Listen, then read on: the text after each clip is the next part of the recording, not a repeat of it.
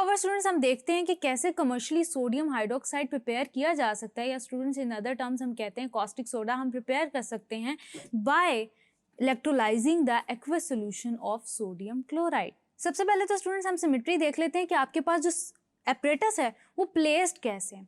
Students आप देख सकते हैं कि आपके पास पूरा एक स्टील कंटेनर होता है। स्टील कंटेनर के ऊपर स्टूडेंट्स क्या हो रहा होता है आपके पास कि उसके अंदर आपके पास डायाफ्राम अटैच्ड होता है। स्टूडेंट्स डायाफ्राम आप क्यों अटैच करते हैं? ताकि आपके पास जो सॉल्यूशंस हैं वो सेपरेट रहें। अब सॉल्यूशंस कौन से स्टूडेंट्स आपके पास कि डायाफ्राम के अंदर स्टूडेंट्स आपके पास जो डायाफ्राम कंटेनर होता है उसके अंदर स्टूडेंट्स आपके पास इलेक्ट्रोलाइटिक सॉल्यूशन होता है, जबकि स्टूडेंट्स उसके अंदर जो परफोरेशंस होती हैं वो ये अलाउ कर रही होती हैं कि आपके पास जो रिजल्टिंग सॉल्यूशन बन रहा है सोडियम हाइड्रोक्साइड का वो जाके परकुलेट करे कैच बेसिन के अंदर।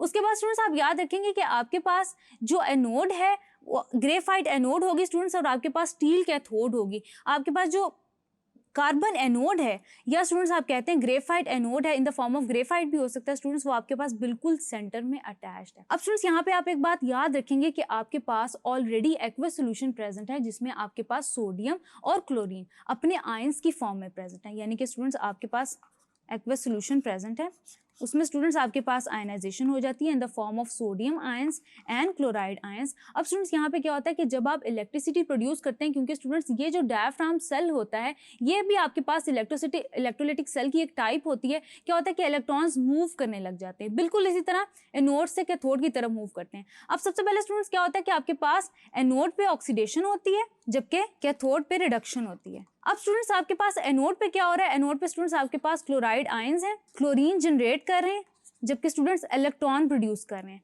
अब इन इलेक्ट्रॉन्स ने स्टूडेंट्स क्या करना है? कैथोड की तरफ मूव करना है, वाटर के साथ रिएक्ट करना है और हाइड्रोक्साइड आयंस जनरेट करने हैं, hydroxide ions and hydrogen molecules. अब स्टूडेंट्स आपके पास ये जो हाइड्रोजन जनरेट हो रहा है वो आउटलेट से आपके पास साइड से बाहर निकल जाएगा, यानी कि जो साइड इनलेट है आउटलेट है आपके पास, इधर से आप बाहर रिलीज हो जाएगा। बिल्कुल इसी तरह स्टूडेंट्स आपके पास जो क्लोरीन गैस जनरेट हो रही है ये भी आपके पास साइड आउटलेट से बाहर निकल जाएगी। यानी कि स्टूडेंट्स आपका जो सोल्यूशन है वो इससे फ्री रहेगा, आपकी जो गैसेस हैं वो ऊपर से बाहर निकल जाएंगी। देन स्टूडेंट्स क्या होगा कि एनोड से आपके इलेक्ट्रॉन्स मूव कर रहे हैं कैथोड की तरफ और कन्वर्ट कर रहे हैं उसको हाइड्रोक्साइड के अंदर। अब स्टूडेंट्स आपके पास सोडियम ऑलरेडी आपके इलेक्ट्रोलाइट के अंदर in the form of ions present है। अब स्टूडेंट्स आपके सोल्यूशन के अंदर हाइड्रोजन भी नहीं है, आपके सोल्यूशन के अंदर स्टूडेंट्स क्लोराइड आयंस नहीं है। अब क्या होगा स्टूडेंट्स आपका जो सोल्यूशन है जो रह जाता है पीछे से स्टूडेंट्स उसके अंदर आपके पास सोडियम और हाइड्रोक्साइड आयंस प्रेजेंट है। यानी कि स्टूडेंट्स जब कैच बेसिन में आपके पास सोल्यूशन आता है तो वो आपके पास होता है कॉस्टिक सोडा सोल्यूशन।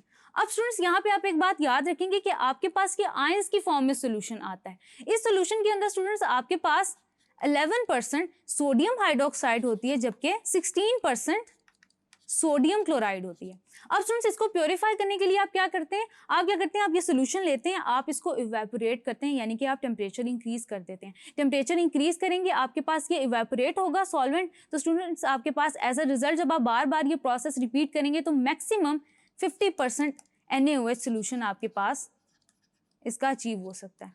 तो स्टूडेंट्स ये आपके पास बात हो गई रिजल्ट्स की और बात हो गई मूवमेंट की, ये कैसे मूव कर रहे हैं। उसके अलावा स्टूडेंट्स आप याद रखेंगे कि आपके पास जो डायाफ्राम है वो सेपरेशन प्रोवाइड कर रहा है। यानी कि स्टूडेंट्स हम ये कह सकते हैं कि आपके पास दोनों तरह के जो सॉल्यूशंस हैं आपने इंटरमिक्सिंग रोकी हुई है एनोड और कैथोड के दरमियान। ये आपके पास मेन फंक्शन है डायाफ्राम अटैच करने का या एस्बेस्टोस डायाफ्राम लगाने का। अब स्टूडेंट्स दो प्रॉब्लम्स हैं जो आपके पास अराइज होते हैं एज अ रिजल्ट, वो ये इस पूरे सेल की सिमेट्री की केस में।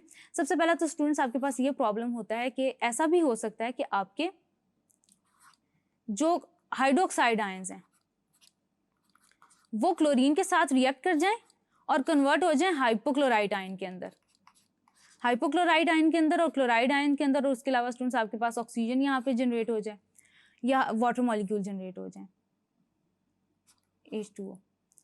देन स्टूडेंट्स आपके पास ये भी हो सकता है कि एनोड पे हाइड्रोक्साइड आयंस मूव कर जाएं, हाइड्रोक्साइड आयंस एनोड की तरफ मूव कर जाएं और इलेक्ट्रॉन्स एक्सेप्ट करने के बाद स्टूडेंट्स वो कन्वर्ट हो जाएं ऑक्सीजन के अंदर, वाटर के अंदर और इलेक्ट्रॉन्स के अंदर, मजीद इलेक्ट्रॉन्स जनरेट करें। यानी कि स्टूडेंट्स ऐसा भी हो सकता है कि आपकी जो हाइड्रोक्साइड आयंस हैं वो ऑक्सीजन रिलीज करने लगे एनोड पे।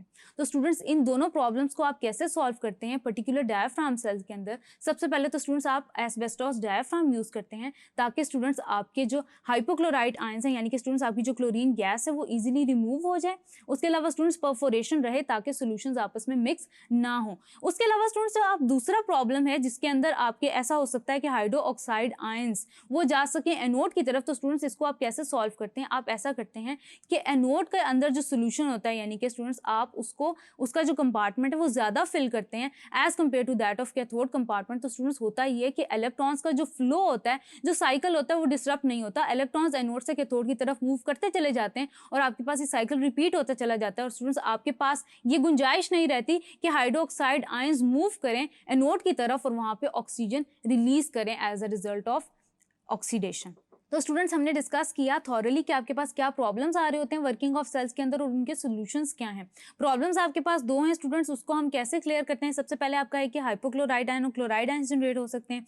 उसके अलावा ऑक्सीजन रिलीज हो सकती है from that of the hydroxide ions. उसके अलावा स्टूडेंट्स आप याद रखेंगे कि आपने एस्बेस्टोस डायफ्राम सेपरेशन के लिए लगाया एंड देन स्टूडेंट्स आप क्या करते हैं कंपार्टमेंट के अंदर आप कंसंट्रेशन या लेवल ज़्यादा रखते हैं ताकि स्टूडेंट्स एनोड से कैथोड की तरफ जो है इलेक्ट्रॉन्स मूव करते रहें और उनका जो फ्लो है वो स्मूथ रहे आपके पास। मूविंग फॉरवर्ड स्टूडेंट्स ये तो हमने डिस्कस किया कि आप कैसे कॉस्टिक सोडा को प्रिपेयर कर सकते हैं। आगे चलते हैं स्टूडेंट्स, देख लेते हैं कि आपकी इंडस्ट्री के अंदर और एग्रीकल्चर के अंदर जिप्सम का क्या रोल है। सबसे पहले तो स्टूडेंट्स आपके पास जिप्सम को हमने डिस्कस किया था कि वो आपके पास है कैल्शियम सल्फेट डाइहाइड्रेट। स्टूडेंट्स ये आपके पास जिप्सम है। अब स्टूडेंट्स आपके पास जो जिप्सम है उसका एग्रीकल्चर में क्या रोल है? स्टूडेंट्स याद रखिएगा कि जिप्सम CaSO4.2H2 हुआ है। तो स्टूडेंट्स आप देख सकते हैं कि आपके पास जो जिप्सम है वो सोर्स है कैल्शियम की और सल्फर की फॉर प्लांट्स।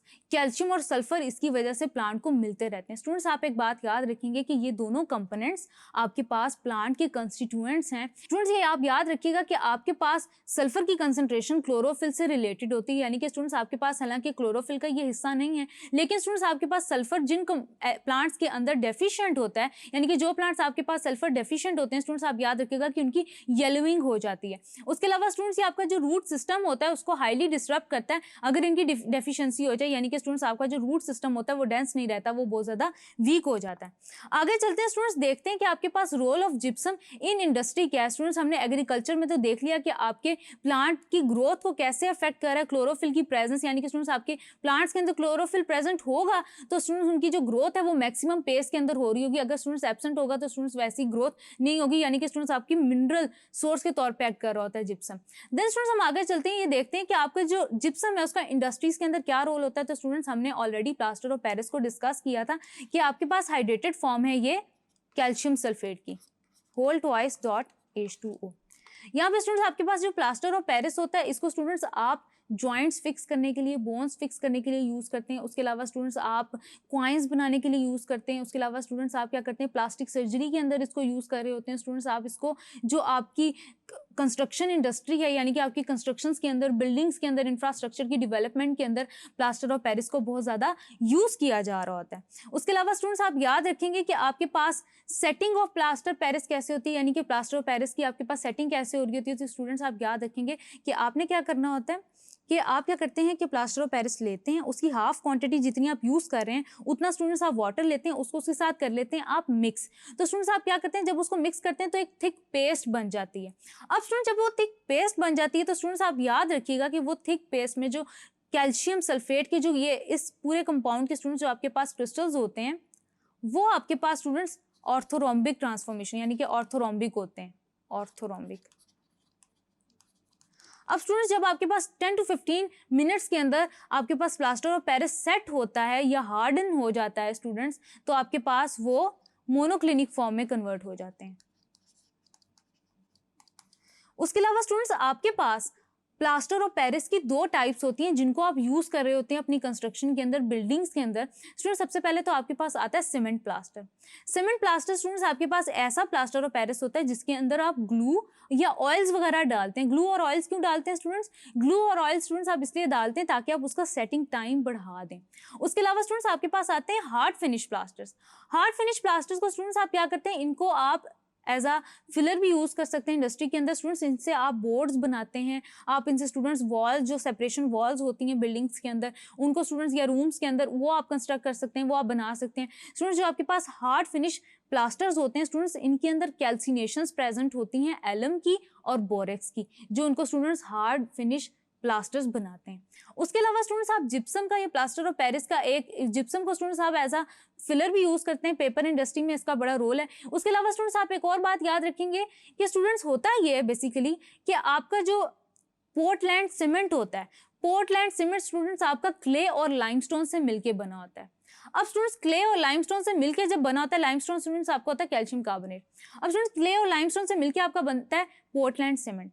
अब होता ये है स्टूडेंट्स कि आप जब इनको मिक्स करते हैं और इनको क्लिंकर की फॉर्म में बनाते हैं, जो कि स्टूडेंट्स आपके पास पाउडरी एक स्टूडेंट्स उसका जो मैस होता है, जिसको स्टूडेंट्स आप आगे अपने चैप्टर्स में डिस्कस भी करेंगे। ये क्लिंकर जो होता है स्टूडेंट्स, आप क्या करते हैं, इसके अंदर आप क्या करते हैं कि आप 2% जिप्सम डालते हैं, यानी कि आप सीमेंट के अंदर 2% जिप्सम डालते हैं। और वो जिप्सम डालने की स्टूडेंट्स आपके पास रीजन क्या होती है, आप सीमेंट का सेटिंग टाइम बढ़ा देते हैं। क्योंकि स्टूडेंट्स अगर आप उस सीमेंट के अंदर प्लास्टर ऑफ पेरिस ना डालें तो स्टूडेंट्स क्या होता है, आपके पास प्लास्टर ऑफ पेरिस ना डालें तो स्टूडेंट्स आपके पास ये होता है कि सेटिंग बहुत जल्दी हो जाती है, यानी कि स्टूडेंट्स आपके पास जो आपका सीमेंट है वो बहुत जल्दी हार्डन हो जाता है। तो स्टूडेंट्स उस हार्डनिंग टाइम को या उस सेटिंग टाइम को स्टूडेंट्स इंक्रीज करने के लिए कि आपका सीमेंट है वो जल्दी हार्ड ना हो, उसको इंक्रीज करने के लिए आप 2% जिप्सम डाल देते हैं, ताकि स्टूडेंट्स उसका जो हार्डनिंग है वो स्लो हो जाए, तो स्टूडेंट्स या वो स्लोली सेट हो, या स्टूडेंट्स इसलिए आप उसके अंदर 2% जिप्सम डालते हैं ताकि उसका हार्डनिंग टाइम या सेटिंग टाइम ज्यादा हो जाए। आगे चलते हैं स्टूडेंट्स, डिस्कस करते हैं role of lime in agriculture and industry. Thank you.